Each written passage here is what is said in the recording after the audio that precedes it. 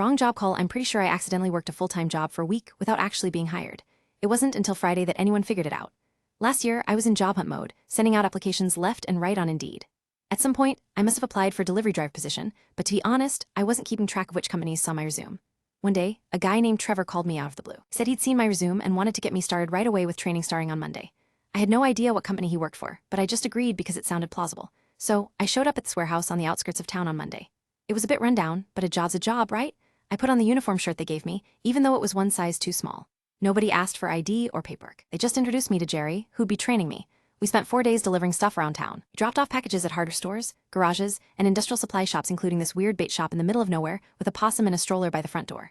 Jerry was great company. He told me all about his dislocated jaw from eating a burrito too fast and his perfect bowling game in 1989.